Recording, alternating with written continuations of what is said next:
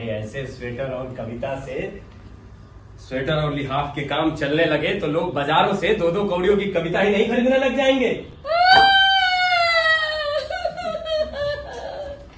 अब तुम्हें मेरी कविता 2-2 कौड़ी की लगती है। शादी के पहले कहते थे कि सरला तुम सरला नहीं हो, महादेवी हो, महादेवी। और अब महादेवी भी तुम्हारे सामने तुच्छ है। अरे मेरी बुद्धि में उस समय पत्थर पड़ गए थे। तुम्हारी कविताओं में तत्र तुम्हारे चेहरे का सौंदर्य दिखाई देता था। तो तुम्हें मेरी कविताओं का सौंदर्य कभी दिखाई नहीं दिया। अरे नारी की कविता में उसके चेहरे का ही सौंदर्य झलकता है। तो मेरे साथ धोखा हुआ। अगर मुझे पता होता ना, मैं तुम्हारे साथ कभी शादी न करती। अरे ये धोखा तुम मेरे साथ क्या, किसी भी पुरुष के साथ होता तो हर पुरुष नारी की कविता में उसके चेहरे का ही सौंदर्य पाता है। अच्छा मेरी कबूतरी,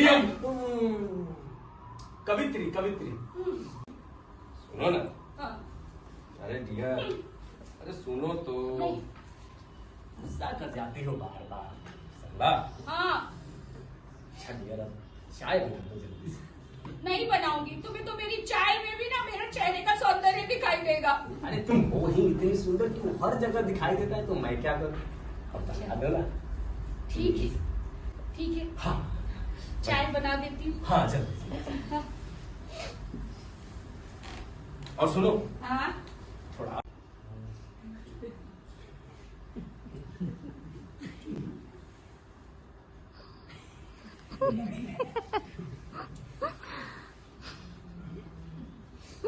अच्छा तो स्वेटर पूरा होने पे चाय बनाओगी? अरे नहीं, पहले मैं चाय ही बनाऊंगी। तो यहाँ कैसे चाय बनेगी? किचन में जाकर बना दो ना फौरन एक चाय। ओह, तुम्हें वो किचन वाली चाय चाहिए थी?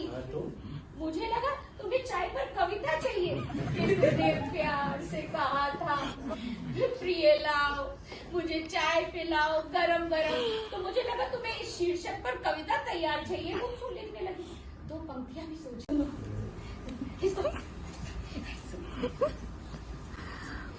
पानी उबला गरम गरम, पानी उबला गरम गरम, उसमें डाला चीनी, पत्ती, दूध, नरम नरम। अरे विश्वनाथ, कैसी औरत से शादी कर रहे थे? परसों तो तुमने कहा आज रसगुल्ले बन जाने दो, बड़ी इच्छा हो रही है। तो बीवी जी उठी और टेबल पे पहुंच कागज पे रसगुल्ले बनाने लगी। तकलीफ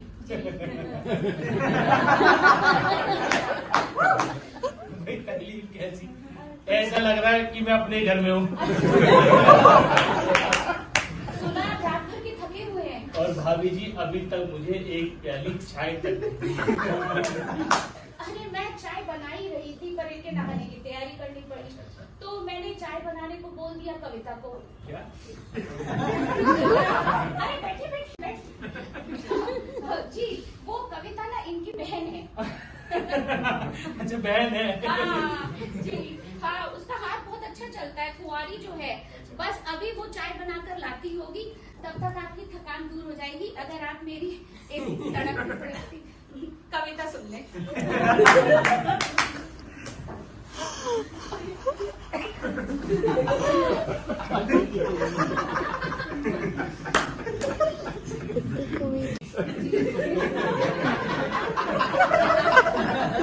आप भी कविता करती हैं? अरे इतनी अच्छी कविता करती हूँ कि आपकी तबीयत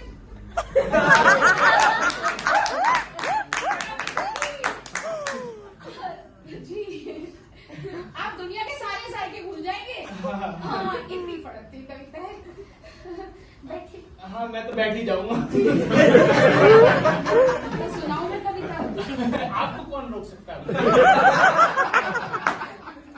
हाँ आशीर्वाद लीजिए।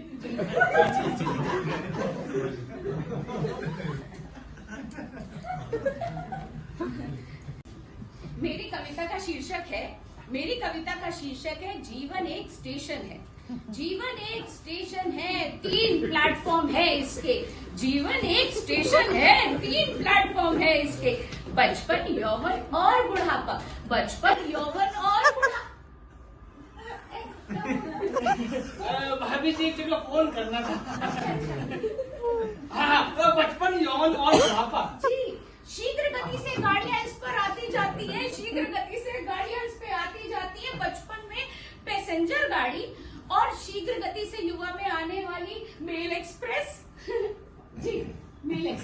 और बुढ़ापा तो मालगाड़ी के खातिर है।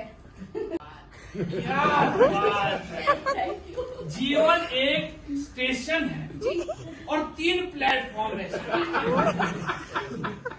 मुझे आज ही पता चला। क्या सुंदर कल्पना है आपकी। क्या कल्पना है, मुझे पता नहीं था कि आज से पहले कोई क्रिएटिविटी होती भी थी। पर विश्वनाथ जी को नहीं लगता, माय हस्बैंड, उनको नहीं लगता मेरे अंदर कल्पना शक्ति है। आगे सुनिए, आगे। युवा में शीघ्र गति से गाड़ियां आती जाती हैं, इसलिए एक्सीडेंट बहुत हो जाते हैं।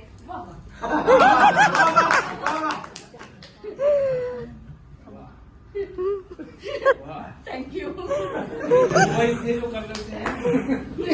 अरे क्या जवानी के एक्सीडेंटों का क्या खूब वर्णन किया है आपने। Thank you. वैसे एक बात बताइए, भाई साहब से आपका एक्सीडेंट ही हुआ था? भाई दोनों के इंजन तो सही सलामत है ना? चकना चूर तो नहीं हो गए? लगता है आपका एक्सीडेंट होना बाकी है। करा दूं किसी से एक्सीडेंट? मेरा तो सड़क के रोड रोलर जैसा इंजन है। एक्सीडेंट की संभावना ही नहीं।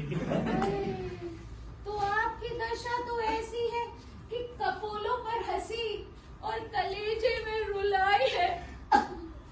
ये किसकी हुई भूल, किसकी भुलाई है।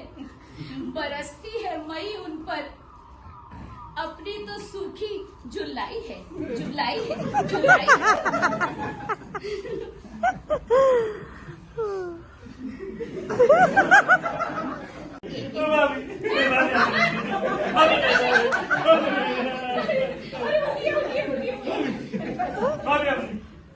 तो मेरी अच्छी भाभी, मेरी प्यारी भाभी, मेरी भाभी, तो मेरी अच्छी भाभी, तो मेरी भाभी। अब तो चाय हो जाए।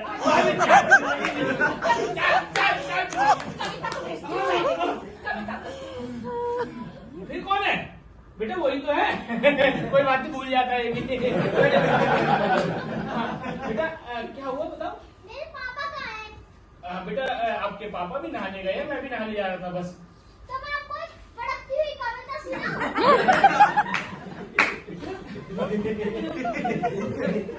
तू भी कविता करता है? हाँ। लेकिन बेटा सबसे पहले दादाजी का आशीर्वाद ले लो जाओ। मैं पागल नहीं हूँ, मुझे सब कुछ पता है। पता हम ही पागल है। सुना दे बेटा, तू भी सुना दे।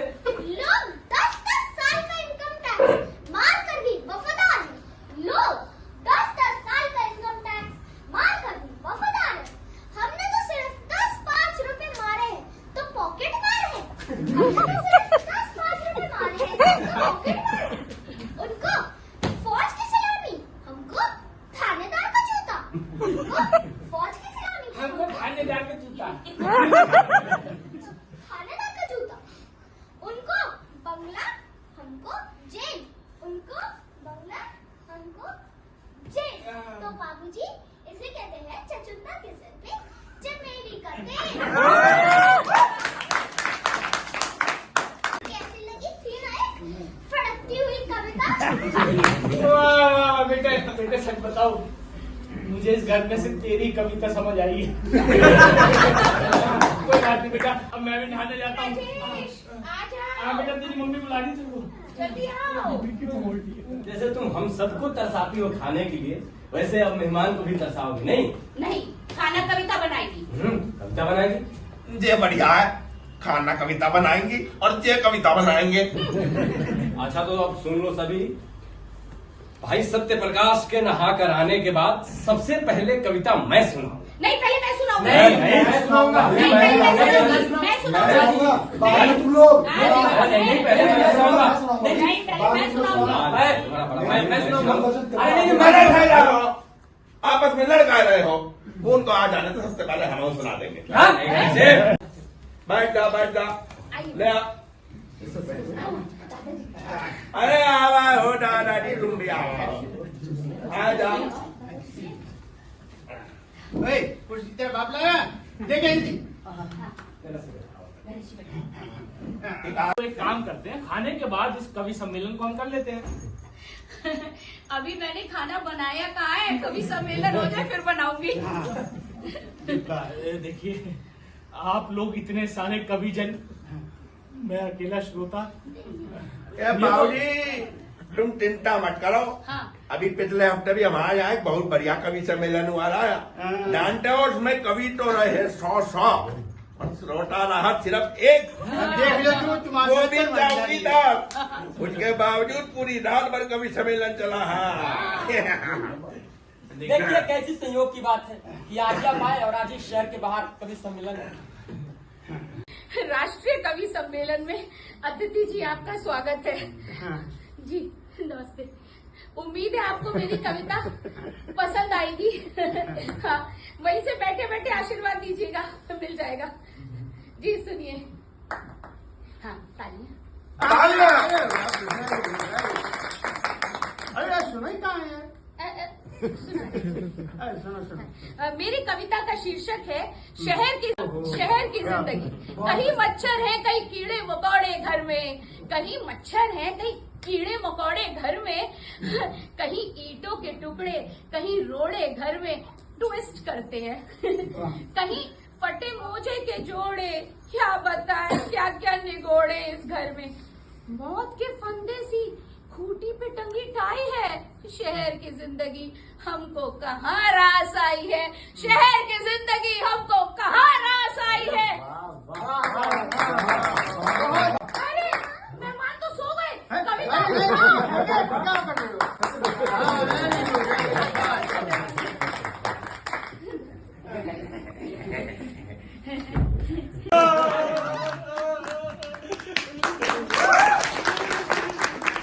तीसरी प्रस्तुति थी। अब मैं इस नाटक के निर्देशक श्री अनिल शर्मा जी को मंच पर बुलाना चाहूंगा।